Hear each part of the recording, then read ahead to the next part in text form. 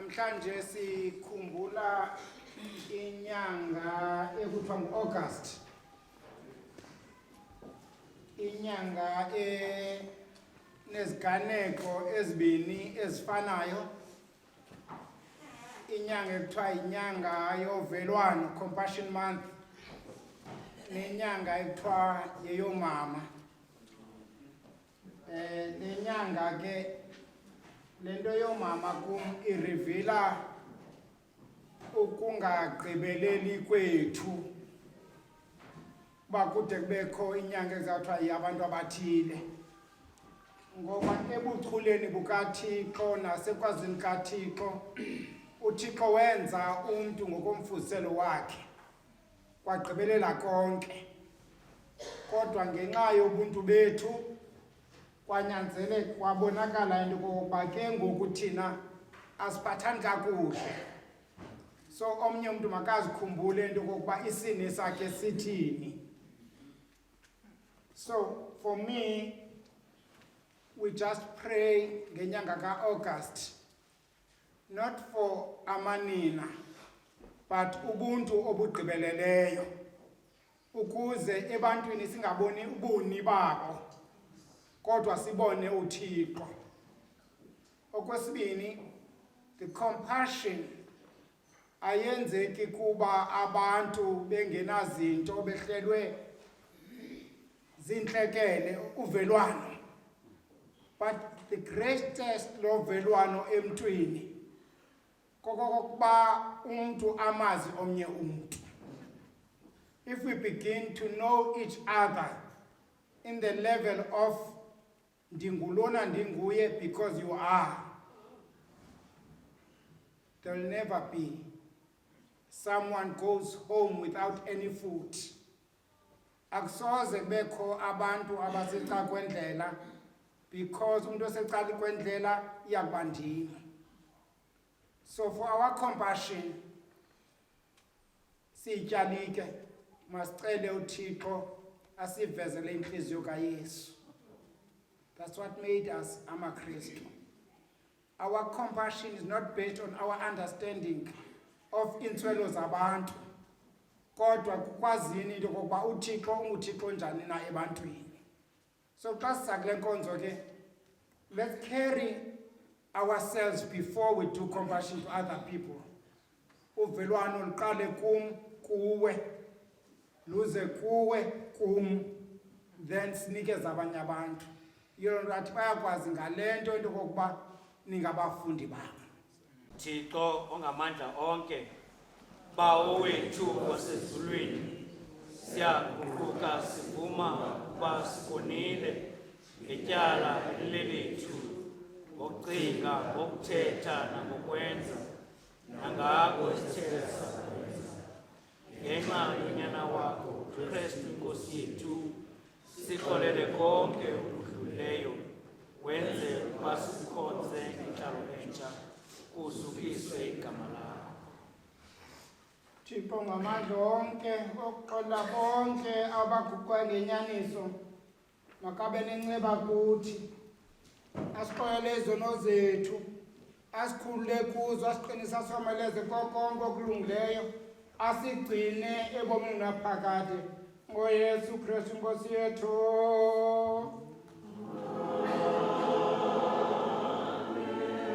Masithandaze. Gracious Father, your Son Jesus Christ came from heaven to be the bread.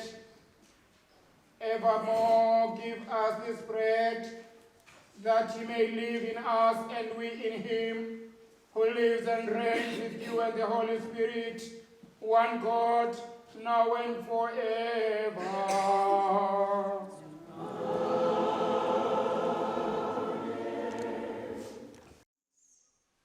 Shoma, chapter 12, verse 13a. Samuel, chapter 11, verse 26, chapter 12, verse 13a.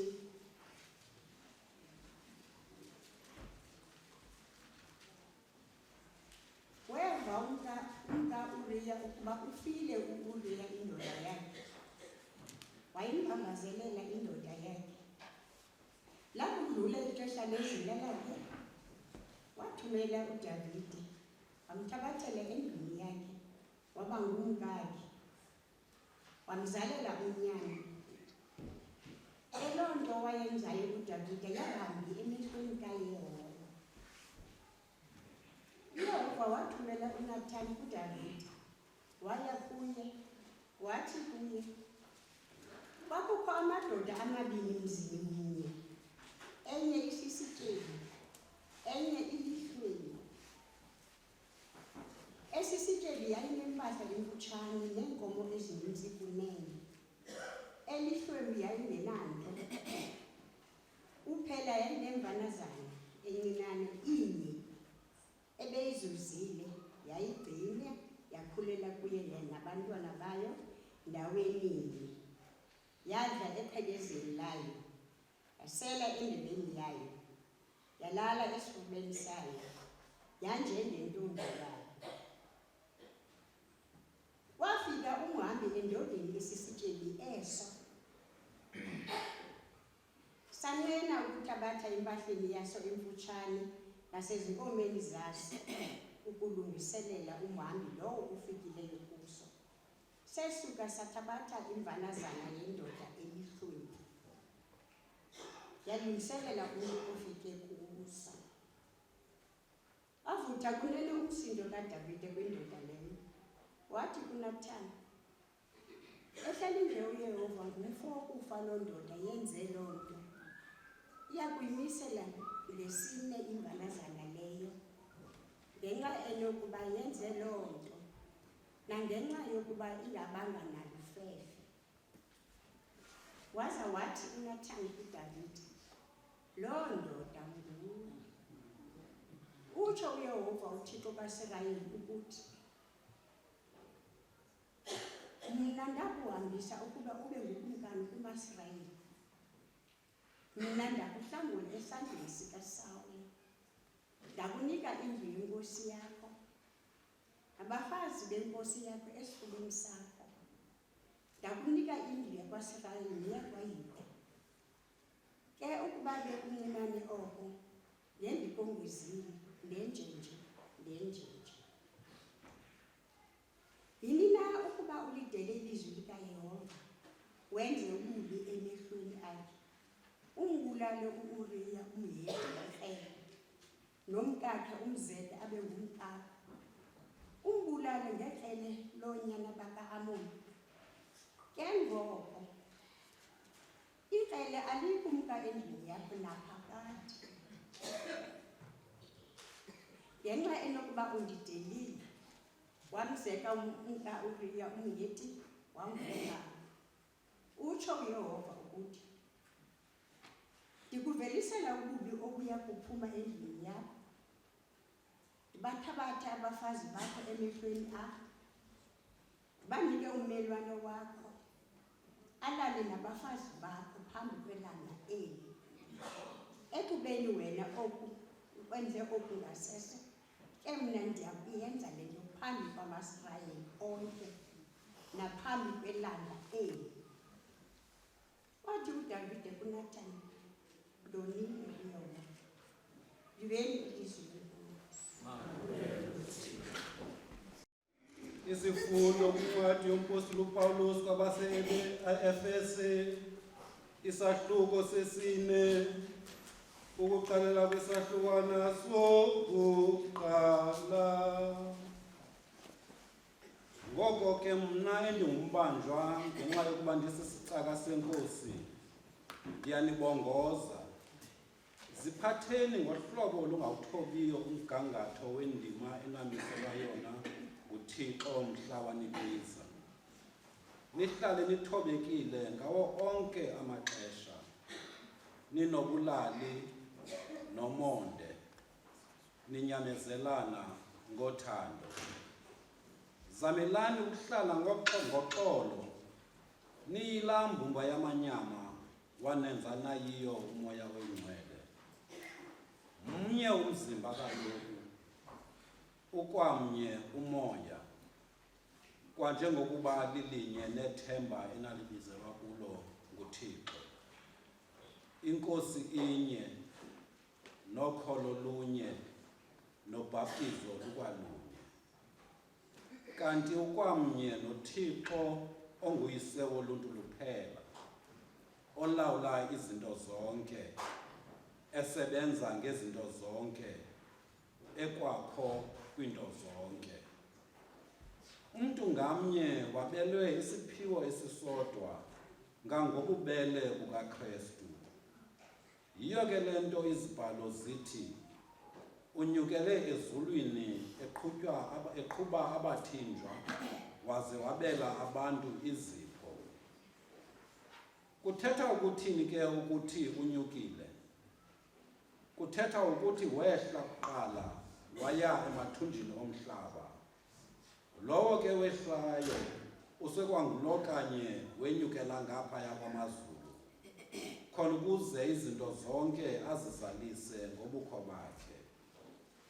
Nguye ke lo wababelayo izipho ezizezi abantu, wabamisela baba ngabathunywa abanye bangabashumayeli, bangabavakalisi beendaba ezimnandi abanye bangabelusi nabefundisi. Wabanika ezi zipho zokulungiselela lonke usapho lukaThixo umsebenzi walo, ukuze kwakheke ibandla elingumzimba kaKristu. Ekugqibeleni ke sisonke siyakuba yiloo mbumba yamanyama iqulethwe lukholo lwethu, kwakunye nokwazi kwethu unyana kaThixo, sibe ngabantu abakhule bagqibelela, silingane noKristu ogqibeleleyo. Ngoku ke asisengobantwana abafane bakhukhuliseke ngamaza, baphephetheke nayiyiphi na imimoya yeemfundiso zabakhohlisi abalahlekisa abantu ngobuqhetseba. Ndaweni yaloo nto, inyaniso masiyithethe siqhutywa luthando, khona ukuze siye simfuza uYesu ngokupheleleyo.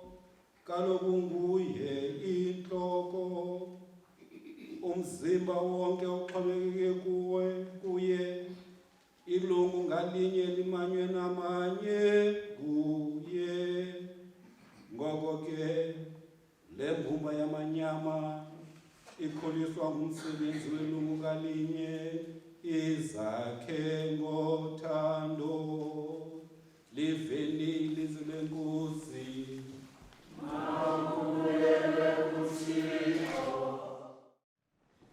Phulaphulani indaba ezilungileyo, zivakaliswa kwivangeli kaYohane oNgcwele, isahluko sesithandathu, siqalela kwisahlukwana sama-24.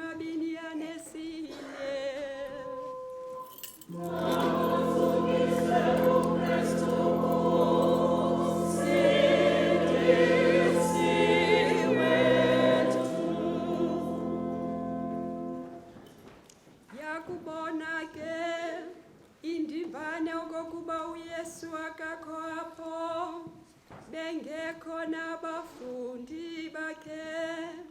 Yakhwela kwezo zikhitshana, yaya kumfuna eKapenahum. Abo bantu bamfumana uYesu kaphesheya kolwandle, bathi kuye, Mfundisi, ngaba ufike nini na apha? Waphendula uYesu wathi, ndithi kuni inene, anizanga kundifuna kuba nibone imiqondiso endiyenzayo, nindifuna kuba nitye esasonka nahlutha. Sanukusebenzela ukutya okuphelayo, sebenzelani ukutya okungapheliyo, okusisondlo sobobona bomi, bungenasiphelo. Oko kutyani akukunikwa nguye unyana woluntu, kuba uyise uThixo wamgunyazisela oko. Ke ngoko bathe kuye, misebenzi mini uThixo afuna siyenze. Waphendula uYesu wathi kubo, umsebenzi uThixo afuna niwenze ngulowo kuba nizinikele, nikholwe kulowo uThixo amthumileyo. Ke bona bathi kuye, wena ngaba wenza mqondiso mnina, ukuze sibone sikholwe kuwe. Yintoni oyenzayo? Obawo batya imana entlango, njengoko zitshoyo izibhalo ukuthi, wabanika batya isonka esivela ezulwini. Wathi ke uYesu kubo, ndithi kuni, inene asinguye uMosisi owanika isonka esivela ezulwini, nguBawo oninika esona sonka sisiso esivela ezulwini. Isonka esivela ezulwini kuThixo ngulowo wehlayo evela ezulwini, eze kulinika ubomi ihlabathi. Baza bathi kuye, Nkosi, uzungadinwa nanini na ukusipha eso sonka? Wathi kubo uYesu, ndim isonka sobomi, ozayo kum akasoze alambe, nokholwayo kum akasoze anxanwe. Yivangeli kaKristu le.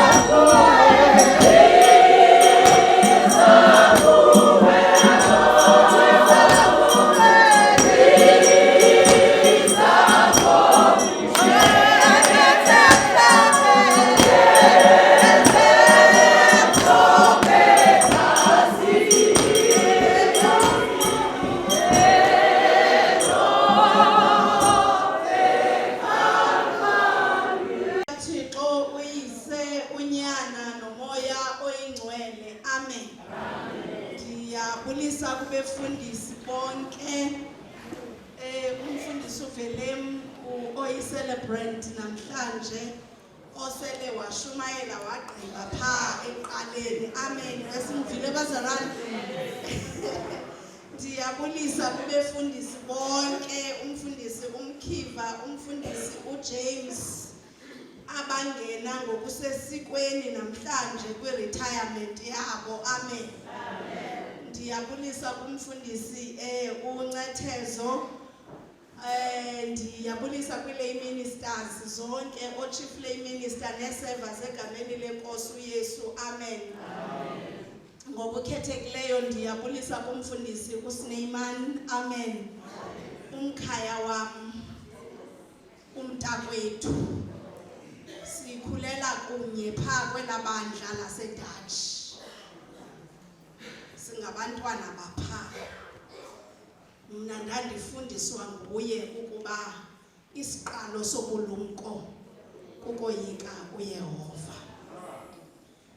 Little did he know ukuba apha ekuhambeni sizawuba zii-colleagues. Sikhulela mzini mnye kwaSneyman nakwaMatini. Sincanciswe ebeleni elinye ngoomakhulu abafanayo.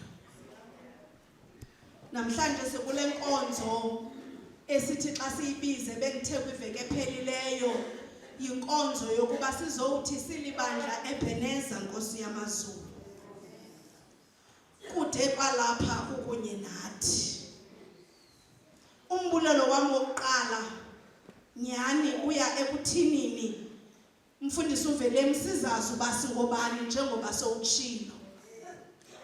Ngaphandle kwesini, ngaphandle koyazi intoba mna ndingumthile.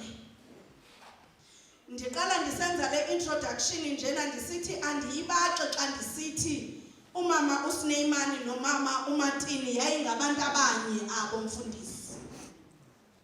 Kwakusithi xa kuphela iswekile empolweni phezulu siyoyithatha kwaGontsi ezantsi kwaSneyman.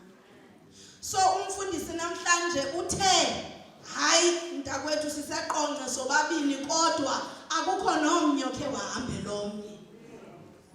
So ndicela ukuba ndizowukhonza kunye nani. Incima ke uzawuze enxibe ikhola naye egaxele. Uyakhangelwa phaa ngasemva ngamagosa uba ngomphi. Kanti urhalela nje ukuba azoba kwi-fellowship with us. Ngoba akhona amaxesha nalapha ekuthinini singabefundisi apho sidinga ukufidwa khona. Ngoba ngamanye amaxesha siyayiqhuba le ndlela ndimane ndisitsho mosisithi siyatsho ukuba inkosi mayibe nani sibe siqonda uba ngaphakathi asiyivi uba inkosi nathi. Kodwa ke andikho apho namhlanje ndisekuthinini sekutshiwo kwathiwa yi-Compassion Month le ka-August. Ngabe simele uba ze senze ubulungisa ngenyanga ka-August yodwana. Ziyoyikisa ke ezinyanga ezinamwa especially kuthiwe yinyanga yoomama, yinyanga yamanina ngoba kulapho kanye uSathana siphumela umkhosi uva imihla namalanga ukuba kukho inini elidlwenguliweyo labulawa, kukho umntwana odlwenguliweyo wabulawa. Kodwa sekunjalo inyanga ka-August ayitshintshi ukuba kuthiwe yi-month of compassion. Namhlanje sikhumbula ncakasana abo basezitrongweni bazalwane, the prisoners. Sikhumbule intoba phakathi kwabo aba bavalelwe etrongweni bakhona aba-innocent.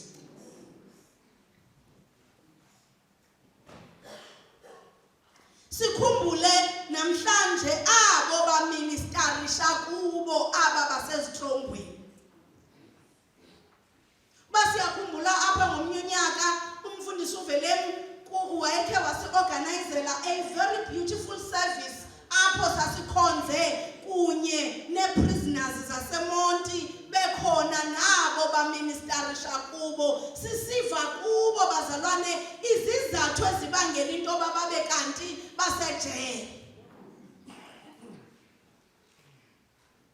Ubuyakhumbula omnye wabo sisi wayeme apha ngaloo mini wathi mna into eyabangela ukuba ndimbulale ustepmother wam ngu-ABCD.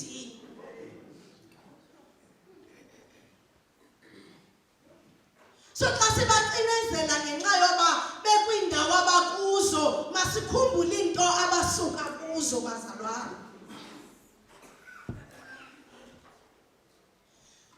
Kodwa ngaphezu kwezinto zonke ziyandihlekisa ke izifundo zeziveki okanye zale nyanga kuba simandi ke siyasoqala ndibonile bazalwane ondibulisile kumrhamente wonke lapha egameni lenkosi uYesu. Amen. Khandibulise ne. Hayi ndibulisile bazalwane, hayi ndibulisile. Amen. Into emandi ke apha echurch uba uthe inkosi mayibe nani ugqibile. Amen. Kakade umshumayeli akamelanga uyabulisa nobulisa ngokwakasetshetshi kuba kubulisa celebrate ekuseni. So unganimangaleli ukuthi akasibulisana. Amen. Kwiveke ephelileyo bazalwane sithethe ngoYesu ofide 5,000 people ngezonka ezinhlanu nefish ezimbini. Andithi sathogqiba sathi xa siyiname sathi unguThixo obonelelayo, God of provision. Besingajonga God of provision. Safunda futhi ke ngoku sayikhawulela kanti seza ezasibhalo sithi ke ngoku Davide wenza ntoni emveni koba enze oko wayekwenzile kuBhesheba. Wafa uUriya emfazweni. Ngoku ke ngoku namhlanje isaqhubekeka esi story. Ndabava futhi irhamente ngokufundwayo ukuba bayeva. So akukho need yoba ndisiphinde ngoba sisivile. Apho sikhoyo ke ngoku kusekuthinini uYesu seseluhambeni bazalwane kuba ijeni ayipheli. Ukuba ebenguThixo weprovision kwiveke ephelileyo masive ukuba kule iveki kahle kahle silandela uThixo njani. Uyabona ke uYesu hamba phoxe apha eBhayibhileni. Kunamaxesha ophoxisa. Because bayamlandela kwakhona ke ngokabantu kufika nabafundi bakhe uthi hayi suka ninena nto nilandelela yona nilandelele zazonke benizikile nahlutha. Anilandeli because nibona imiqondiso kanye nifuna imiqondiso kodwa eyona nto niyilandelelayo kukuhluthisa izisu zenu. Kodwa ndifuna ukuyiqala kule ndawo ethi ke bazalwane kunevangeli ngokuvakaliswa kuYohane ongcwele uYesu uvakaliswa esisonka sobomi. Uvakaliswa esisonka sobomi. Ndijonge ke lento kwaleyo ba athi uYesu kubo asuka lento niyilandelayo zezazonke nini. Dithi banyanisile amaXhosa xa esithi inja apha ifumene khona ithambo ayipheli. Because kuthiwa isihlwele saphinda sayogadarisha kulaa ndawo babefumene kuyo ukutya. Xa bebuyele phaa, xa befika unfortunately this time around akakho uYesu. Into engumnqa kule vangeli kukuba njengoba engekho uYesu akaqatshelwanga nangabafundi bakhe ukuba akakho kunye nabo. Nifumene loo ndawo xa befunda iBhayibhile. Uba nabafundi bakaYesu bamkhangela uYesu abaqaphelanga ukuba uYesu akakho phakathi kwabo. So abafundi nabo ke ngoku xa bebona uba uYesu akakho bangena emkhombeni baqonda mabayokhangela uYesu because abazithembanga ukuba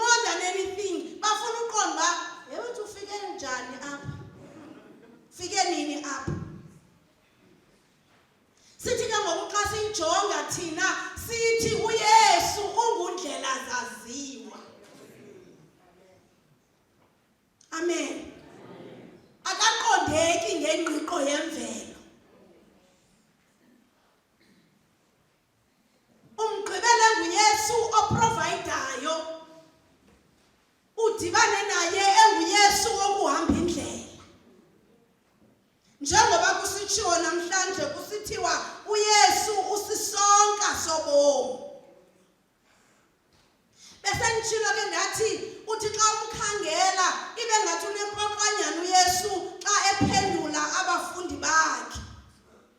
Ngoba uthi andifuni kuba nibona imimangaliso endiyenzileyo kodwa nilandela nifuni zonke ezi nithe nazitya nahlutha.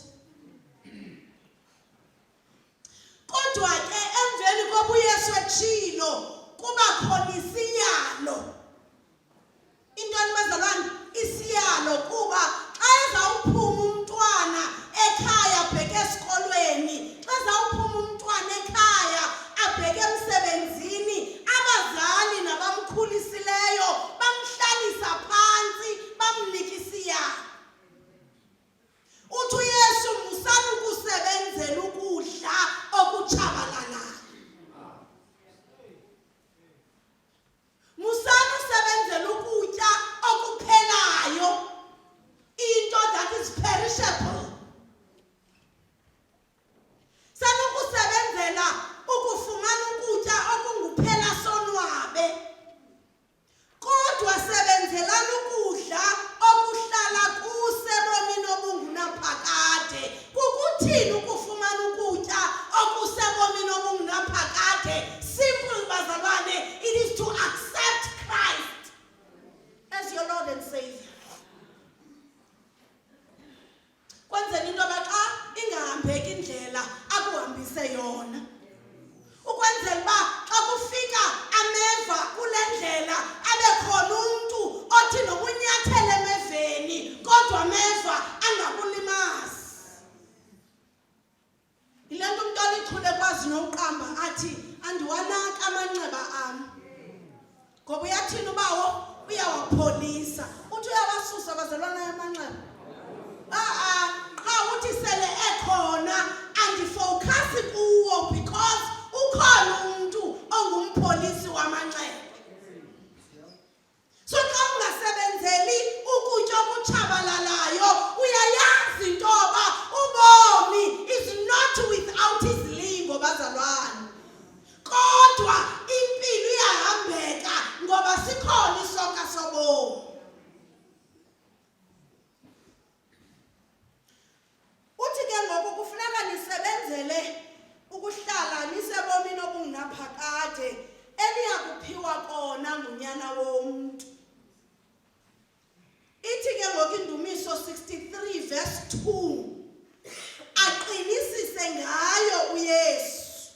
Athi umntu owazana nesonka sobomi athi ndenje njalo ukukhangela kuwe engcweleni ukuba ndibone amandla akho nobuqaqawuli bakho.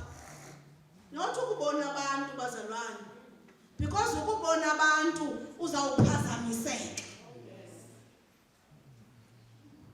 Adlule lo mbhali athi ngokuba inceba yakho ilungile ngaphezu kobomi. Inceba kaThixo bazalwane ilungile ngaphezu kobomi esibuphilayo, because ubomi obu sibuphilayo bona kuqala abunayo iformula. Ulala right, uvuka utheni urongo. Ulala abantu bakowenu bephelele, uvuke bengasaphelelanga. Ulala nisho ukuba nitsixile zonke ingcango negate. Kodwa xa nivuka kusasa nivuka izinto zingasaphelelanga. Ulala esibayeni sazi into yoba uvalele iigusha eziyi-20. Kodwa xa kusisa kusasa ufika isibaya sivuleke ngasemva kungekho zimvu. Kodwa noko kunjalo ubungcwele bukaThixo bazalwane bulungile nenceba yakhe kunobomi.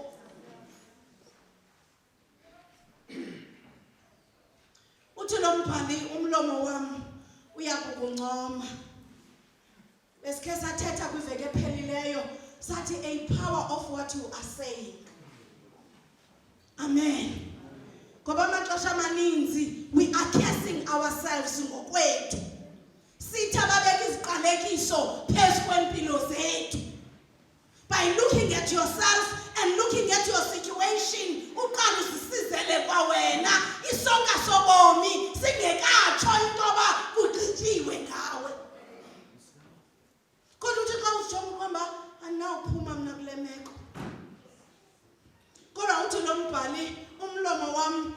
ukuncoma. Emveni koko ke ngoku sibona kukhona a conversation between uKristu kunye nabafundi bakhe. Kuyancokolwa bazalwane nguYesu nabafundi bakhe endleleni. Kuyancokolwa nguwe xa umazi uYesu ukuthi usisonka sobomi ebomini bakho. Izinto awusayizibhekisa ebantwini kodwa uzibhekisa kuYesu. Athi omnye umqambi umsindisi uhamba nami. Siyancokola ndawonye. Udathi lo mqambi uyanibamba ngesandla andisemdeni wezulu. Bayabuza abafundi ke ngokuba senze ntoni ukuze sisebenze imisebenzi kaThixo. Nami ndiyabuza. Yintoni le kumele baze siyenze ukuze ke ngoku kubonakala ukuba sisebenza imisebenzi kaThixo? Uthi uYesu nje anidingi kuza nazimali nazindlu zenu. Amen. Ngoba kwezinye indawo kuthi ukuze kubonakale Tata uMagasi ukuba uyasebenza, thengisa izinto zakho, uthengise umzi wakho, uthengise zonke izinto nazo uzowunika umfundisi ukuze umfundisi anigcine apha. Bazalwane, zininzi izinto ezenzekayo in the name of Christ. Kodwa abantu babe belahlekiswa. Nangoku mhlawumbe baphakathi kwethu baninzi abasele belahlekelwe izinto zabo. Ngoba kuye kwathiwa endaweni ethile xa usenziwa uzawuncedakala. Kodwa ke bayabuza aba bafundi, uthi uYesu nikholwe kuye othunyiweyo nguye. Meaning kufuneka sikholwe kuYesu. Yena othunywe ngubani bazalwane? Kubawo. Ukuba le misebenzi ayenzayo apha emhlabeni iyiyo futhi iyinyaniso. So uthi kholwani, nikholwe kuye othunyiweyo nguye ubawo. Ithi nikhumbuze lento ukuba ukhe wabuza ngenye imini uYesu ebantwini nakubafundi bakhe ukuba bathi abantu ndingubani? Kanti lonke ixesha abantu besithi bayakholwa, bakholelwa ngumuntu abangamaziyo ehamba kunye nabo.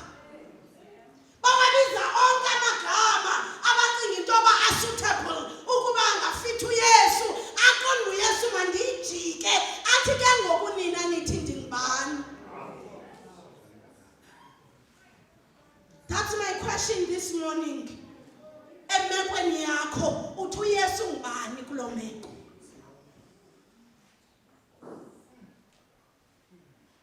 Amen. Ngoba kufuneka uqonde xa ungena entweni ukuba ungena kunye nabani.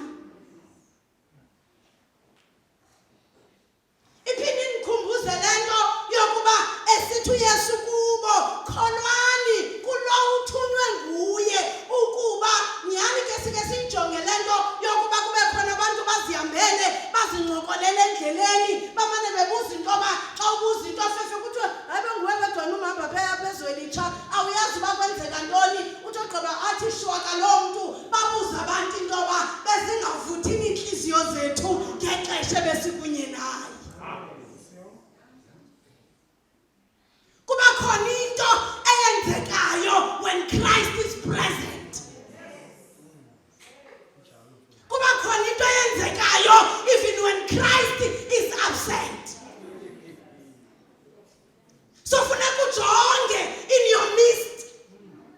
Funeka ujonge endaweni okuyo ukuba izinto zihamba kanjani when Christ is present. Uphinde ujonge. Do the assessment takumazinyo ukuba xa niqala ngothandaza phaya optimum zihamba kanjani izinto zosuku. Phinde ujonge xa nivele nangena nje emsebenzini zaya. Yabona mosisa kusitshiwo ngoku nasemisebenzini kuthiwa hayi sineenkolo zonke, therefore akufunekanga sigqamise inkolo ethile. Funeka sazi uba akhona Ramsey akhona amaKristu wena yiba ngulo mKristu uzibe etoilet uthi Nkosi uYesu ndicela uqala imini ngawe.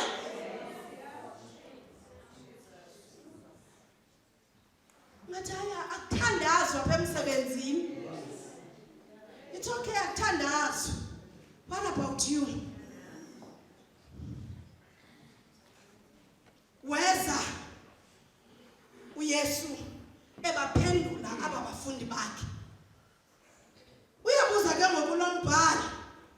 Bayabuza abafundi kwakhona bethema sikuyi conversation. Bathi wenza umqondiso mni ukuze sikholwe sibone nguwe lo. Hey, uyakwazi ukuhamba nabantu ibanga elide kanti nyana baqondi. Because basamane bemuza imibuzo abafundi uYesu.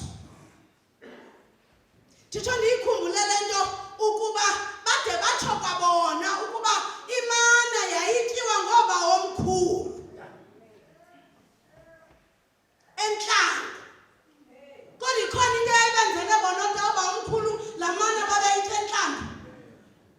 Akukho nto eyayibenzele yona. Yile nto kwaphuma nesibhalo esithi batya idiliyo ba omkhulu kwababuthelezi amazinyonyana.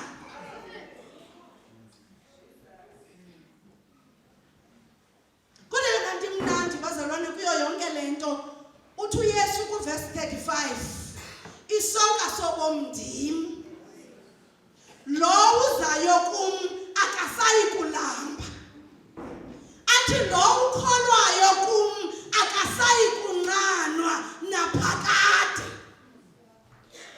Yonke ke lento it's all about Christ, not about you.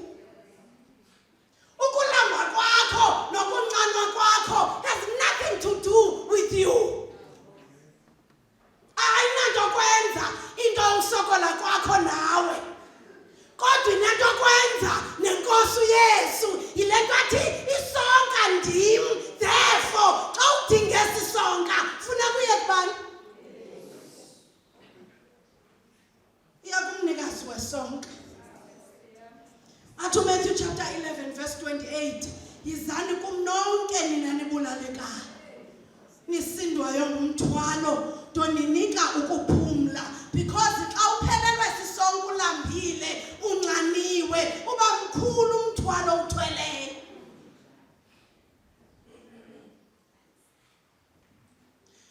Yabona ke uthi uYesu seletshilo ukuba ndisisonka sobomi. Kodwa ngenxa yobude bendlela kube khona ukulibala. Kaloku sithi Nkosi yazi inyaniso kodwa inhliziyo ibithanda ukuthini? Uncaca. So xa bengathi bayalibala uYesu uyabakhumbuza. Deuteronomy chapter 8 verse 2. Athi uzuyikhumbule yonke indlela akuhambise ngayo uYehova uThixo wakho leminyaka 45. Ukhe wahamba edesert wena. Uyakukhumbuza uYesu into aba ukhe wangabi nabani kweli lizwe kodwa kuyo yonke lo minyaka ndakuhambisa ndinguThixo.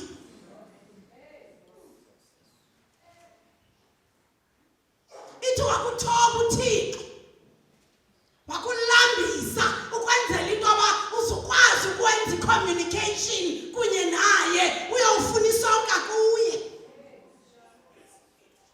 Wathi ogqiba wakudlisa imani emveni kobe kulambisile.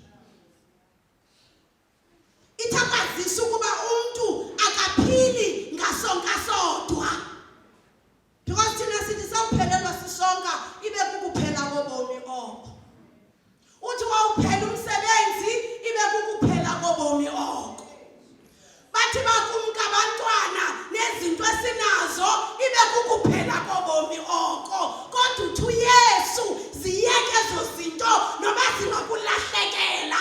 Kodwa the fact is I am the bread of life.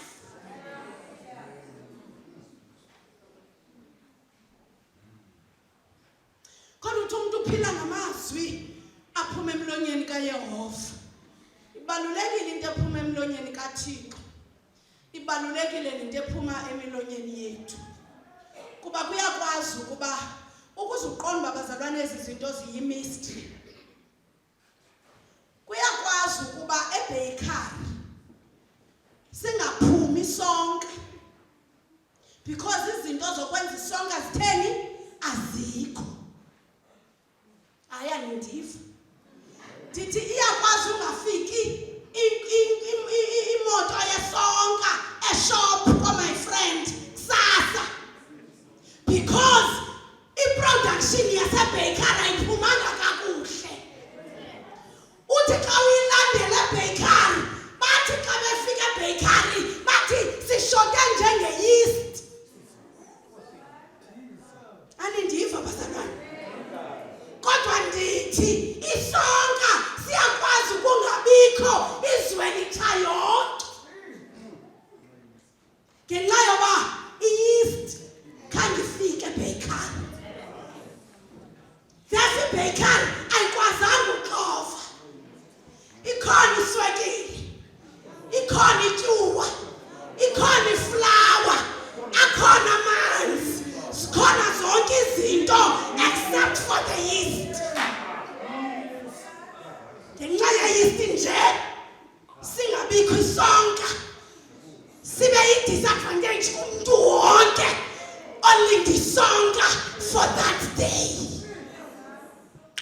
Kodwa namhlanje sizothi uthi uYesu ndisisonka sobomi, sonka sokuphila. And introspect yourself. Uzikhangele into yoba awuyiyo nale yeast ibangela uba singabikho isonka likaThixo. Hallelujah. Ngoba singaba bahle sibe nje, sibe nazo zonke qualities of being abantu esingabo, kodwa kushota into encinci nje yoba kube khona into eyi-yeast. That's why kusithiwe ezwini likaThixo niyityuwa yehlabathi. Ithuba inaso isongo ilahlelwe ngaphandle ngoba ayizukwenza nto, ubukhona bayo buyi-waste. Namhlanje le nto singayo. Hallelujah. Kuba sincede uThixo ekuthinini singabi yile nto ishotayo ukuze kube khona i-production evelayo. Hallelujah. Siyakwazi ungafika isonka shop kanti ingxaki isemva ebakery abakwazanga uproduce isonka ngenxa yale nto ishotayo. Kodwa uthi uYesu namhlanje ndimi isonka sobomi uzayo kum akasayi kulamba. Udathi lo ukholwayo kum akasayi kuncanwa naphakade. Ayiphindi uYesu athi ndisisonka sokuphila. Check yourself namhlanje ukuba usikhangela ndawoni isonka, ngoba mhlawumbi sikhona isonka kodwa sikho ekhabhathini sibekwe kwenye indawo. Khangela uYesu esenokufumaneka. Khangela uYesu esenokufumaneka. Yazi iBhayibhile xa imani isithi khumbula umdali wakho ngemihla yobutsha bakho, ingekafiki imihla yothi ngayo ayindiyolele. Thina sifowukhasa kuDavide owenza umbulo kunye noBhesheba, sifowukhasa kwizinto azenzileyo, silibala into obuye waguquka wathi Nkosi ndonile. Hallelujah. Ngxaki sekuthini uyafuna nobuye ubuyele enkosini. Kuba sitsho ekuseni namhlanje ngale mini yesithi Nkosi inkonzo yami ibulele. Sisithi wena usisonka sokuphila, dingamanzi abubomi. Andithi niza kutsho kwaya ukuba nilifakile namhlanje nithi ndisisonka sokuphila dingamanzi abubomi.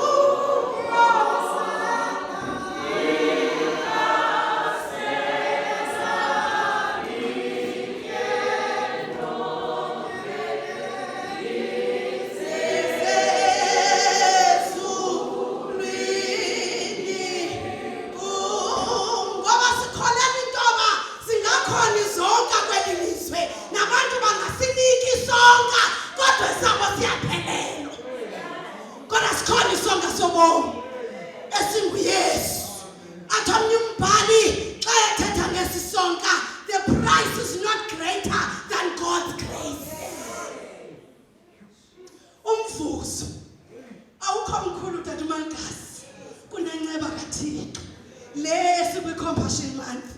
Uthi the price is not great. Into ongayinikezwa nguThixo ayibalulekanga ngaphezu kwenceba kaThixo. Xa wamkele wathi sonke singuYesu, uyayiva inceba kaThixo selizinto zibonakala zingenanceba ebomini bakho. Ekugqibeleni uThixo adlula nombhali athi njengoba the price it is not greater than God's grace. Uthi udlula athi ebomini bakho udlula from test to testimony. Amen. Uyadlula ekuthinini ndincikiviwe. Uyadlula ekuthinini indehlele into ethile. Uyadlula kubeni nguYobhi uthi kundehlele kundehlelene.